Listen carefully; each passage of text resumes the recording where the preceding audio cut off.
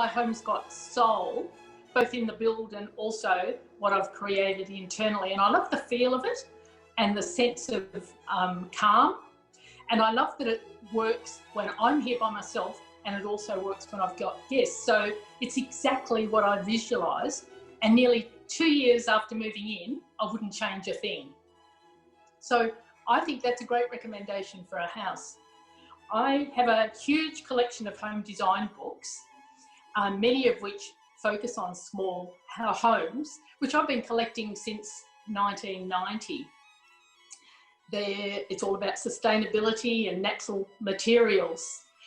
I've never lived in a home that's bigger than 130 square metres.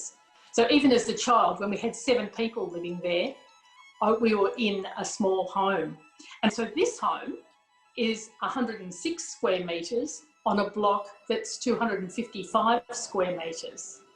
When I bought a 255 square metre block, people said, "Oh, that's so small." I said, in Bendigo, my last one was only 168 square metres. So this was quite big for me. I had lots of room. and this one's in a street with fantastic neighbours and established trees and gardens, and in a small village, which has a wonderful community feel. And my home is a simple quality build. It's got no frills. And my home has areas rather than rooms, allowing winter sun to go deep into the building because the sun's not stopped by the walls dividing the rooms. There's a central living space, which I call a living kitchen, and an adjacent utility area. And there are 2 other spaces, a guest area, which includes a sleeping area, ensuite, and a sitting area. And then through a small glass walkway on the opposite side of the living kitchen is my area. And that's a sleeping area, a studio, and an ensuite. And as soon as I saw the block, I knew what I was going to create. I would create a home utilising the brick walls on part of the boundaries on each side of the block.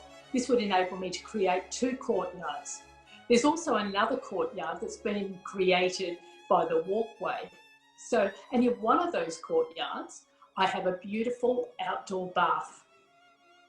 And my kitchen is unfitted. No drawers, no cupboards. I have an old 100-year-old cupboard. I have an island bench that's recycled, that's about 30 years old, and I have a dining table, but all natural materials. The kitchenware is all on display on an open timber bench. I've got a beautiful English porcelain sink, which costs a lot more than a dishwasher, and I've got a small gas stove. So there's no man-made materials. I've got no wardrobes. I've got beautiful quality timber shelves and hanging space, but you can see my clothes, you can see the linen. And so to create the feeling of space in my home, I've got white timber-lined ceilings that peak at 3.2 metres in the living kitchen, and in my area also. In the guest area, there are flat ceilings, but they're 2.7 metres, so still very spacious. So every area in my home has either 2, 3 or 4 walls with windows on, which means the natural light floods in. So there's no room with only one light source. The house has a burnished concrete floor in warm tones, which complements all the natural materials in my furnishings, which I've had for many years, or I've purchased secondhand, or from artists, or even from curbside collections. And my home also reflects the feeling of 2 special childhood memories, my favourite aunt's kitchen and also a holiday house on Rottnest Island. My home's extremely well insulated in the walls and ceilings. The passive solar design plays a large part in its comfort. North-facing living areas with large windows and, as I mentioned, minimal walls. With those in place, the winter sun goes deeply into the building. In the summer, only minimum sun comes in, and with cross ventilation with windows on 2, 3 or 4 walls, some of them louvers, all the cool breezes filter through.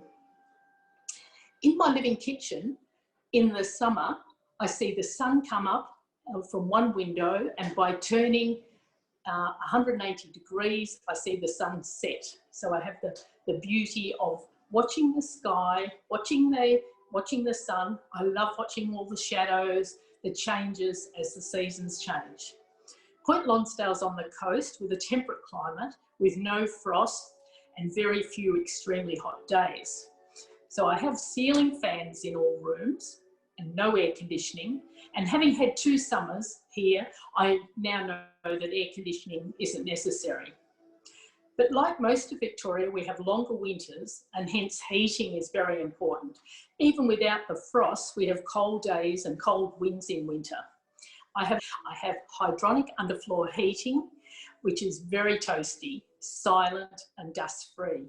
And with the insulation and double glazed windows, except for the louvers, the heating only comes on for a few hours in every 24-hour period during the coldest winter months, because the home holds the heat as well as absorbing heat from the sun.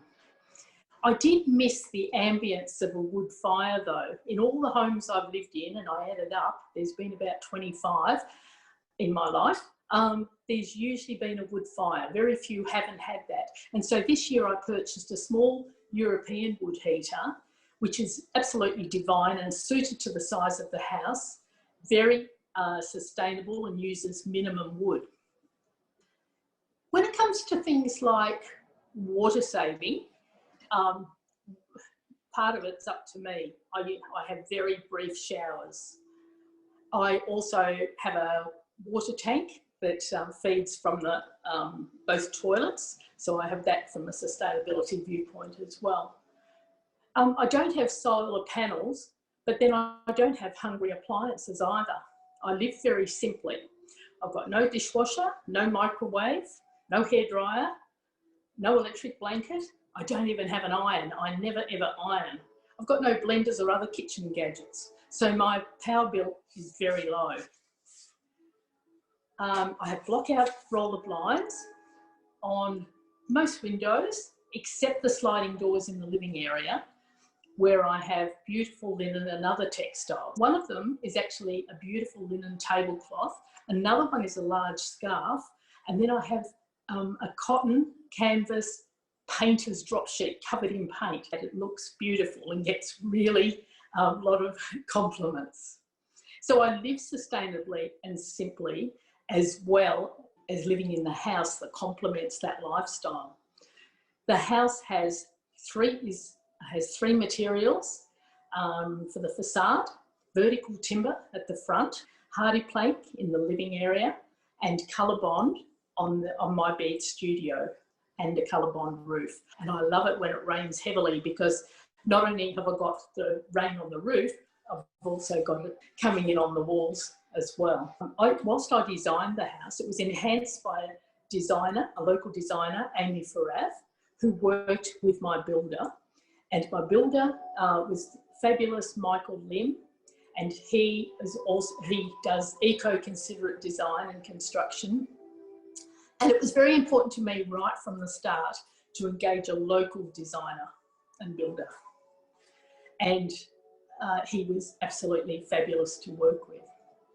With a temperate climate, the garden grows throughout the year, which I find an absolute joy after the clay and the heat and the cold in Bendigo. Much as I love Bendigo, gardening was always a challenge, and it didn't have an ocean. And that's really the only reason I moved down here. I'm still in contact with all the wonderful people up there. So with this temperate climate and with the sandy soil that's easy to build up on, in nearly 2 years, my native garden, which covers the whole of the front, is looking absolutely beautiful.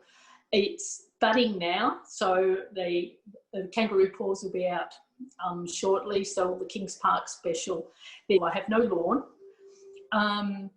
When it's grown more fully, it will provide shade. I've got some that are very low growing and ground covers, and I've got some that will become trees. They're already attracting lots of native birds. I have a herb and a vegetable garden in the north-facing courtyard. I have a Bokashi kitchen composting system. I've also considered ageing in place. There are wide doorways. The floor in the bathrooms are non-slip. The sleeping areas on opposite sides of the living kitchen could easily be utilised as an accommodation for a carer if required. But my intention is to stay independent, to stay fit and healthy like I am, and perhaps never require that. Building this house in this location, I'm building a lifestyle that I don't need a holiday from. And I still pinch myself because I wouldn't change a thing.